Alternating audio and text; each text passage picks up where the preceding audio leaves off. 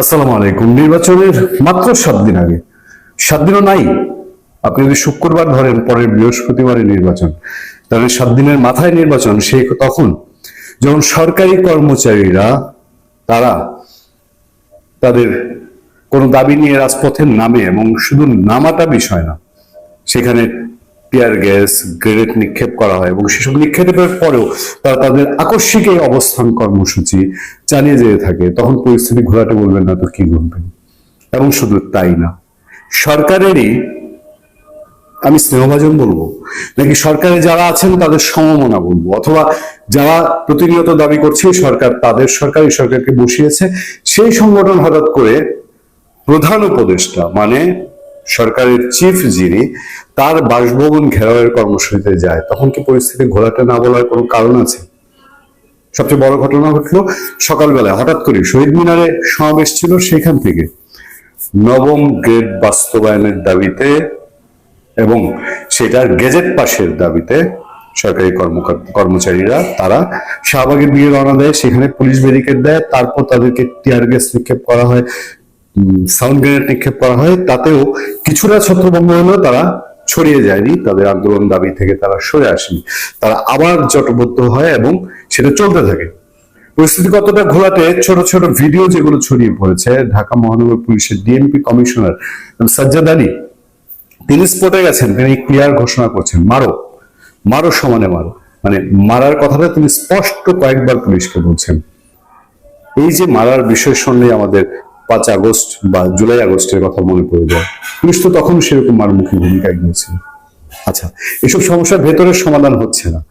এই যে আপনার ইনকিলাব মঞ্চ পথে নেমে গেল, আগের দিন রাতে হুলস্থুল কাণ্ড করে গেল, তাদের উপরে অবশ্য টিয়ার গ্যাস গ্রেনেড আসবে না, এমনি বিচ্ছিন্নভাবে ওই আন্দোলনরত সরকারি কর্মচারীদের উপরে সাউন্ড গ্রেনেড মারতে গিয়ে সেইটা চলে এসেছিল ইনকিলাব মঞ্চের কয়েকজনের মধ্যে, দুটা বোধ হয়।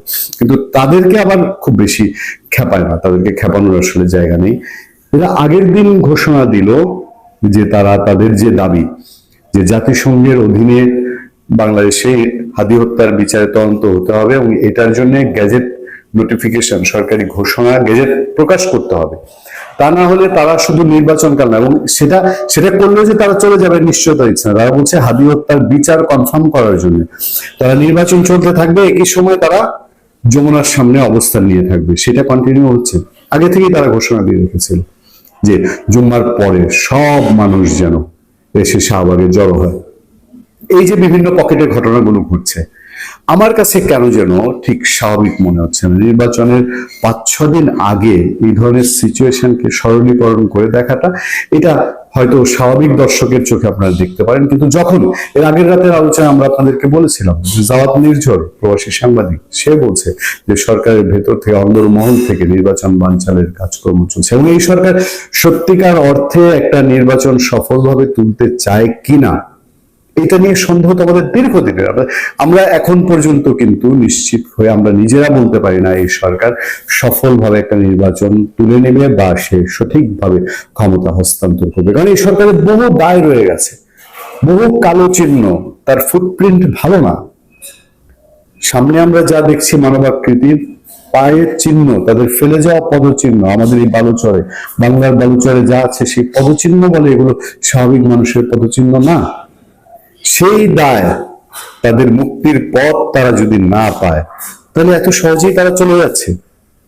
সিচুয়েশন এই যে জটিল থেকে জটিলতর হচ্ছে, এবং কে কোন দিক থেকে খেলছে বোঝা যাচ্ছে না। আমি একটা মানুষের কথাই শুধু এই মুহূর্তে একটু ভরসা রাখতে চাই, তিনি সাংঘাতিক নিশ্চয়ই প্রভাবশালী, এবং তিনি এর আগেও প্রমাণ দিয়েছেন দুর্যোগে ঘনঘটায় তিনি তার কিছু সিদ্ধান্ত এই দেশে রক্তপাত ঠেকিয়েছে, সেই রক্তপাত উভয় পক্ষে। এই রক্তপাত শেখ হাসিনার সাথে আন্দোলনকারীদেরও, ইভেন শেখ হাসিনারও, তিনি হচ্ছেন বাংলাদেশের সেনাপ্রধান, তিনি কনফিডেন্টলি বলছেন নির্বাচন হবে, নির্বাচন না হওয়ার কোনো কারণ নেই। একটা জায়গায় শুধু আসার জায়গা, কিন্তু এত এত জায়গা থেকে খেলাধুলার কথা শোনা যায়, চারদিকে গুঞ্জন। খেলাধুলা যে হচ্ছে, গ্রাম বাংলার মানুষ চিন্তা করে, এবং তারা বিশ্বাস করে না যে বর্তমান অন্তর্বর্তীকালীন সরকার সত্যিকার অর্থে একটা ভালো নির্বাচন প্রক্রিয়া শেষ করতে পারবে। বিষয়টা কিন্তু শুধুমাত্র তাদের ইচ্ছা আছে কি নাই তার উপরে নির্ভরশীল না, যে এই সরকার নির্বাচন দিতে চায় না, এটা মানুষের মধ্যে যেরকম ধারণা, কারণ কি তারা প্রমাণ দিয়েছে অতীতে যে নির্বাচন তারা দিতে চায়নি। তারা এখন যে আয়োজনটা করছে এইটা ঠিক মানে স্বাচ্ছন্দ্যে তারা এই আয়োজনটা করে না, এটা ঠেলায় পড়ে করেছে। ফলে ভেতরের গোপন ইচ্ছা তো গোপনটা রয়ে গেছে। তার চেয়ে বড় কথা হলো তারা কি ইলেকশন করতে সক্ষম কিনা, তাদের সেই অ্যাবিলিটিটা আছে কিনা।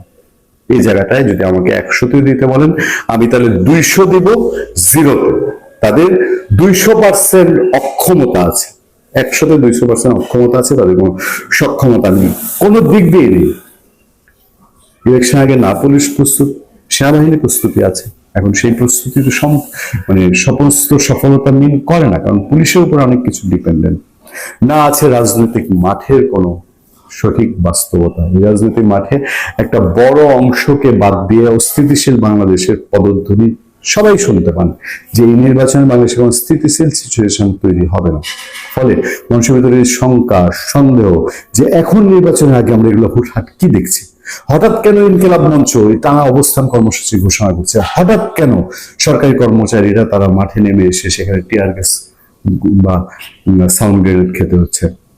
এই কারণে ঘোরাটে পরিস্থিতি। এবং দেখেন 6 প্লাটুন বিজিবি যমুনার সামনে মোতায়েন করা হয়েছে, চারটিখানি কথা না, সেখানে শেষ পর্যন্ত 144 ধারা জারি করা হয়েছে, যেটাও চারটিখানি কথা না।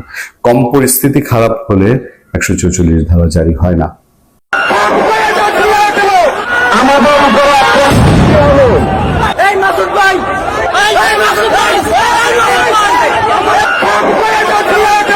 গত রাত থেকে যমুনার সামনে যা হচ্ছে সেই ব্যাপারটা আবার নতুন করে সকাল 11টা থেকে সংঘাতের পর্যায়ে গেল। কিন্তু গত রাতে আমরা যমুনার সামনে দেখেছি ইনকিলাব মঞ্চের নেতাদের অবস্থান করতে। ওসমান হাদির স্ত্রী উপস্থিত আছেন বলে দাবি করা হয়েছিল, তারা যমুনার সামনে থেকে সরবে না এরকমটা বলা হয়েছিল। রাত 12টার পরে ইনকিলাব মঞ্চের যিনি সদস্য সচিব জাবের, তিনি বলেছিলেন যে এখান থেকে আমরা যাব না, কাঁথা বালিশ আনার আহ্বান জানিয়েছিলেন, তাদেরকে পানি পর্যন্ত ভেতরে নিয়ে যেতে দিচ্ছে না, 8 ঘন্টায় তারা পানি না খেয়ে আছে, এরকম অনেক বক্তব্য আমরা শুনেছিলাম। কিন্তু সকালে হঠাৎ করে দৃশ্যপট গেল পাল্টে, সেখানে আগমন ঘটল পে স্কেলের দাবি করা কর্মকর্তা কর্মচারীদের এবং সেটা সংঘর্ষের পর্যায়ে গেল। যে ভিডিওটা আপনারা শুরুতে দেখলেন সেই ভিডিওটা সেই সংঘর্ষ চলাকালীন সময় ইনকিলাব মঞ্চের নেতারাও সেখানে থাকতে পারেনি, তাদের উপরেও জলকামান, সাউন্ড গ্রেনেড এগুলো দেয়া হয়েছে। সেই রাগে ক্ষোভে জাবের বলছেন পুলিশের উদ্দেশ্যে যে থাবড়ায়ে সব সোজা করে দেবেন। ডিসি মাসুদকে উদ্দেশ্য করে তিনি চিৎকার চেঁচামেচি করছেন। সেখানে রাজশাহী বিশ্ববিদ্যালয়ের ছাত্র সংসদ রাকসুর জিএস সালাউদ্দিন আম্মারকেও দেখা গেছে। পরিস্থিতি কোন দিকে যাচ্ছে, যে সংঘর্ষের পর্যায়ে পরিস্থিতিটা গেল সেটাকে কেন্দ্র করে নতুন বিতর্ক তৈরি হয়ে গেলই যে নির্বাচনটা কি আদৌ হবে। যদিও সেই সংঘর্ষের মাঝ থেকেই একাধিক বক্তব্য এসেছে কিসের নির্বাচন, নির্বাচন কিভাবে হয় দেখে নেব, এমন বক্তব্যও এসেছে নির্বাচনে আমরা কেউ অংশ নেব না। চলুন একটু গণমাধ্যম কি বলছে, সার্বিক পরিস্থিতি কি হচ্ছে সেগুলো একটু বিবেচনা করে দেখি। নির্বাচনের যখন আর মাত্র 5 দিন বাকি, তখন পরিস্থিতি কোন দিকে যাচ্ছে, কেন যমুনার সামনে রণক্ষেত্র তৈরি হলো। থাকবেন দর্শক, বলছিলাম যমুনার সামনে রণক্ষেত্র। প্রথমে শহীদ মিনারে পে স্কেলের দাবিতে জড়ো হওয়া কর্মকর্তা কর্মচারীরা যমুনার সামনে আসলেন। 11টার পরে যমুনার সামনে রণক্ষেত্রের অবস্থা তৈরি হলো। পুলিশ তাদের উপরে টিয়ার সেল ছেড়েছে, সাউন্ড গ্রেনেড মেরেছে, জল কামান মেরেছে, একটা যুদ্ধ অবস্থা তৈরি হয়েছে। কিন্তু মজার ব্যাপার হচ্ছে গত রাত থেকে ইনকিলাব মঞ্চের নেতারা যমুনার সামনে, একেবারে যমুনার সামনে তারা অবস্থান গ্রহণ করলেও একই কারণে 144 ধারা জারি করা তো অনেক আগে থেকেই আছে এই এলাকায়। একই অবস্থায় তাদের উপরে কোনো ধরনের কোনো জবরদস্তি করা হয়নি, কিন্তু সরকারি কর্মকর্তা কর্মচারীরা যখন পে স্কেলের দাবিতে আন্দোলনে গেলেন তখন তাদের উপরে শক্তি প্রয়োগ করা হলো, একেবারে ম্যাসাকার অবস্থা হয়েছে। এবং পুলিশের ডিএমপির কমিশনারকে সরাসরি এমন ভিডিও সামাজিক যোগাযোগ মাধ্যমে ছড়িয়ে পড়েছে, গণমাধ্যমের ভিডিও, যেখানে দেখা যাচ্ছে ডিএমপির প্রধান তিনি পুলিশকে অর্ডার দিচ্ছেন ওদেরকে মারতে, প্রতিহত করতে। এই ঘটনায় আমরা সর্বশেষ যে খবরটা জানি সেই খবরে ডিসি মাসুদ, রমনা অঞ্চলের যে ডিসি, সেই ডিসি মাসুদ সহ অনেক পুলিশ আহত হয়েছে, আন্দোলনকারীদের অনেক আহত হয়েছে এবং অনেককে গ্রেপ্তারের ঘটনাও ঘটেছে। জাবেরের কথা যেটা বলছিলাম, জাবেরকে ওই কথাগুলো বলতে শুনেছি আমরা হোটেল ইন্টারকন্টিনেন্টালের মোড়ে দাঁড়িয়ে। একজন আন্দোলনকারী তিনি কি বলছেন নির্বাচন নিয়ে সেটা একটু শুনে আসুন, তাহলেই বোঝা যাবে যে কেন প্রসঙ্গটা নির্বাচন কেন্দ্রিক যাচ্ছে। ডিউটি করবো না, আমরা নির্বাচন বয়কট। আগে প্রজ্ঞাপন নির্বাচন, আমরা কেউ নির্বাচনে ডিউটি করবো না। যার যার অবস্থান থেকে কোনো নির্বাচনে ডিউটি করা হবে না। এই যে তিনি বলছেন যে নির্বাচনে তারা ডিউটি করবেন না, অর্থাৎ পে স্কেলের ঘোষণা যদি না হয়, যে আন্দোলন আজকে করা হলো সেই পে স্কেলের ঘোষণা যদি না হয় তাহলে সরকারি কর্মকর্তা কর্মচারীরা কেউই আগামী নির্বাচনে ডিউটি করবেন না। যদি তারা ডিউটি না করেন তাহলে নির্বাচন সম্ভব? প্রশ্নের উত্তর হচ্ছে সম্ভব নয়। তাহলে কি নির্বাচন হচ্ছে না? আর নির্বাচন না হলে লাভটা কার, কাদের ঘরে এই লাভের গুড়টা যাবে সেটা খুব সহজেই অনুমান করা যায়। সব রাজনৈতিক দল কি এই ব্যাপারটা সচেতনভাবে ডিল করছে? যারা আগামীতে ক্ষমতায় যাবে বলে নিশ্চিত হয়ে বসে আছে তারাও কি বুঝতে পারছে যে কি হতে চলেছে? সময় টেলিভিশনের শিরোনামটা দেখে নিন। সময় টেলিভিশন বলছে, যমুনার সামনে পুলিশের সঙ্গে সরকারি চাকরিজীবীদের দফায় দফায় সংঘর্ষ, এবং সেই সংঘর্ষটা দুপুরের পরে থেমেছে বলে সর্বশেষ অবস্থা আমরা জানি, এবং সেখান থেকে আন্দোলনকারীদের সরিয়ে দিতে পুলিশ শেষ পর্যন্ত সমর্থ হয়েছে এবং তাতে অনেক আহত হওয়ার ঘটনা ঘটেছে। খুবই গুরুত্বপূর্ণ একজন অফিসার পুলিশের ডিসি মাসুদ, তিনিও আহত হয়েছেন বলে গণমাধ্যম বলছে। সময় টেলিভিশন বলছে যে 11:15টার পর থেকে সংঘর্ষ শুরু হয়। এ সময় পুলিশ আন্দোলনকারীদের উপরে টিয়ার সেল, জলকামান, সাউন্ড গ্রেনেড নিক্ষেপ করে। দুপুর 12টার দিকে ঘটনাস্থলে আসেন ঢাকা মহানগর পুলিশের কমিশনার শেখ সাজ্জাদ আলী। মোতায়েন করা হয় বিজিবি সদস্যদের। এ সময় বেশ কয়েকজন আন্দোলনকারীদের আটক করে পুলিশ। এর আগে নবম পে স্কেলের গেজেট প্রকাশ ও বাস্তবায়নের দাবিতে ঢাকার কেন্দ্রীয় শহীদ মিনারে জড়ো হন সরকারি চাকরিজীবীরা। এরপর সেখান থেকে মিছিল নিয়ে যমুনা অভিমুখে যাত্রা করেন তারা। বেলা 11টার দিকে হোটেল ইন্টারকন্টিনেন্টালের পাশের সড়কে পুলিশের দেয়া ব্যারিকেড ভেঙে যমুনার অভিমুখে গেলেই সংঘর্ষটা তৈরি হয়। এই সংঘর্ষ যখন তৈরি হয় তখন আরও কিছু খবর সামনে এসেছে, গণমাধ্যমের খবর। এই খবরটা দেখে নিন। সেখানে বলা হচ্ছে, যমুনা ঘিরে আন্দোলন, রাজধানীতে 6 প্লাটুন বিজিবি মোতায়েন। 6 প্লাটুন বিজিবি মোতায়েন করা হয়েছে। এই যুগান্তরের এই শিরোনামটা দেখে নিন। সেখানে বলা হচ্ছে, প্রধান উপদেষ্টার বাসভবনের সামনে দফায় দফায় সংঘর্ষ, ডিসি মাসুদ সহ আহত কয়েকজন।